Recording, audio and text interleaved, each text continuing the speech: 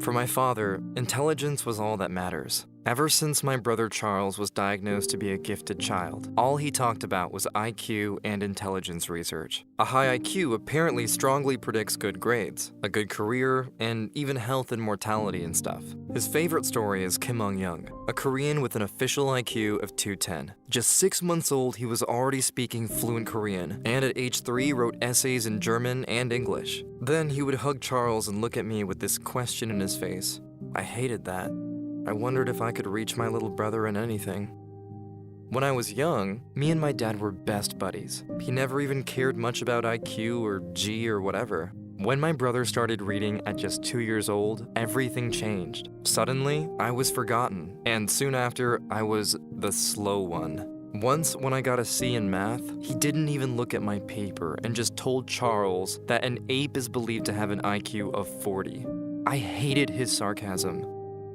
Once at dinner, when he started talking about intelligence, or G, he'd say, G stands for general intelligence, and scientists say it exists because apparently most IQ tests correlate, whatever. He was talking about it and then drew up this graph on a piece of paper saying, "Look boy, this is the distribution of intelligence of all people in town. 0.1% of people will have an IQ of 55 or below. 2% have an IQ between 55 to 70. 14% between 70 and 85. 34% will score between 85 and the average, which is set at 100. Another 34 have an IQ between 100 and 115, and 14% between 115 to 130. Only 2% have an IQ higher than 130, and only 0.1% will have an IQ of a genius of 145 or above, like your little brother." I told him I'm not interested. I guess I shouldn't have. He exploded. "Not interested? You know what this all means, boy." He turned the paper around and started all over. "It means that if you take the 1,000 people, then one has some form of mental retardation, which means trouble living alone. 20 will have difficulty reading the map. 140 can perform simple tasks at work, but cannot qualify to become a soldier in the US Army. 340 probably finish high school, and another 340 will go to college. Maybe 140 can do a PhD and later work as surgeons. 20 are capable of producing a significant scientific work, and only one will make it into an Ivy League college, like MIT, where the average IQ is 145. Your little brother got an IQ higher than that." A few weeks later was career day at my school. Some people in suits showed up and told us about a new form of cognitive assessment we could be doing which would help us find the right job. The technical term is the Wechsler IQ score. When I heard the words IQ, I got completely sweaty hands. My heart started racing. This could be the moment of truth. Then one woman started speaking. She told us that we are now going to take a test, and just 1 week later, we all get the results with some specific ideas about our future career path. She said it takes only 90 minutes and measures our intelligence in the following 4 areas: perceptual reasoning, verbal comprehension, working memory, and processing speed. The assessment was voluntary, and my friend instantly stood up to leave the class, showing what he thought about this whole thing. My heart still racing, I was unsure what to do, and kept seated. Our teacher then handed out some questions. When she passed by my table, she simply said, "You're gonna do fine here." I don't think she realized this, but I was so happy to hear her say that. Maybe I'm not all that bad at these stupid IQ tests. Maybe it's a day that I can actually show my dad who I really am. What shall I do? I was so ready to show my dad that I'm no idiot. I decided to stay. I turned the first page over. It read the following: perceptual reasoning is the ability to think and reason with visual information. It is the ability to see what is being asked and to organize information in our heads through images. The first question was, when folded into a cube, which of the following corners would touch corner A? D, B, E, or C? I tried to fold the cube in my head, and yeah, it worked. It must be D. The second section was about working memory, our ability to keep several chunks of information in our mind simultaneously. One of the questions was, what is the next number in the series? 4, 12, 6, 9, 8, 6. There were 4 options: 6, 5, 10, or 12. The trick here was to put all the digits in my head and look for a pattern. 4, X, 6, X, 8, X. which means the next would be 10. The third section was verbal comprehension, which measures our ability to access vocabulary, express ourselves in a meaningful manner, and apply reasoning skills to information presented verbally. In the first question, it said, what is the difference between the words refuted and irrefutable? Do they have similar meanings, have contradicting meanings, or mean neither the same nor the opposite? They must have contradicting meanings.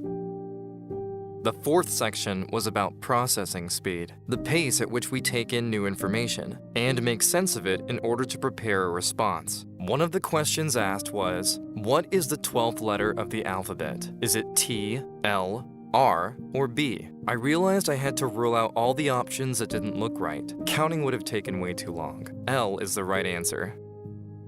I had completed all of the 50 questions in time, and I was very relieved. In the end, the woman said, a lot of research over the last century went into the IQ test we had just taken, and there is convincing evidence that our intelligence is mainly a product of our genes. There's an estimate of a heritability range from 50 to 90%. Although, the environment also matters, she continued, especially negative influences during your childhood, like infectious disease, malnutrition, air pollution, or lead in the paint of your walls at home. These things can reduce your IQ forever. She explained that it's because during the prenatal period and early years of life, a child's brain consumes a huge part of the body's energy to grow. And if the body was under attack, it cannot support the brain's growth to its full potential. In other words, you were born with a pretty fixed IQ. Good parents and schools can keep the IQ at its genetically predefined level, and maybe increase it a bit. Negative influences, however, can surely reduce it a lot. I am just saying this, she closed, because if you are getting your results next week and you are not happy with your score or our recommendation, then know that there is little you can do about that.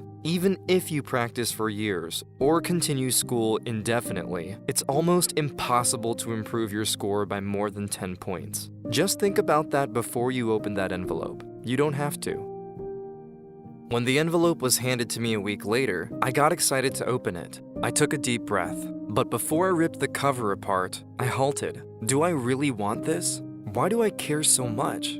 Do I really want to compete with my brother? And if so, what does this prove? There are so many aspects of my life that matter more than my measured intelligence. I'm probably no genius, but I know I did well. But more importantly, I know that I don't need to prove anything to anyone. I decided not to open the envelope, and I loved this new idea of myself. Free from these limitations, I felt like I had grown up. Now when I heard my father speak all proud about Charles, I just smiled. I realized that it's not that he loved him more. No, my brother just gave my dad the chance to get attention, to be someone. He's the dad of a genius, and not just another middle manager at the bank on Middle Street.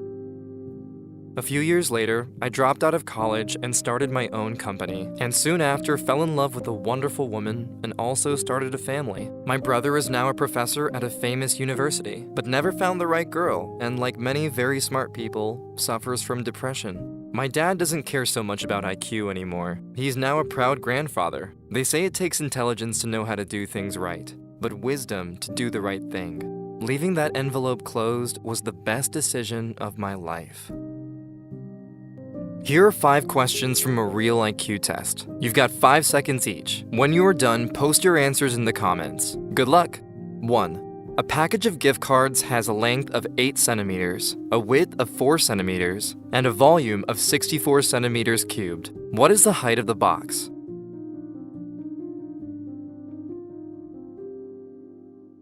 2. Some Bargles are Chongos, and some Chongos are Manhattans. Are some Bargles definitely Manhattans? Yes or no?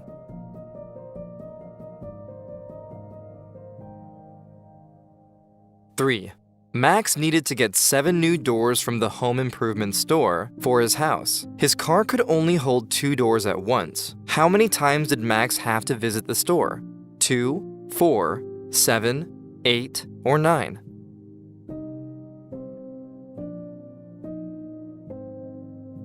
4. Art is to wall as cup is to handle, coffee, cupboard, rim, nail.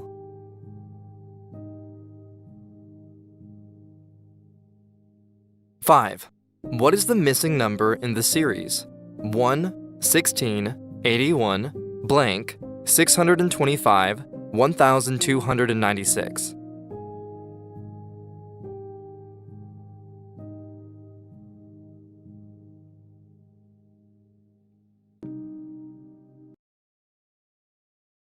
If you like this video and the way we explain the subject, subscribe to our channel. We try to explain complex subjects in simple language and cartoons to support students all around the world in their learning. If you want to support us, you can go to www.patreon.com/sprouts and donate. Just $1 from many fans makes a big difference.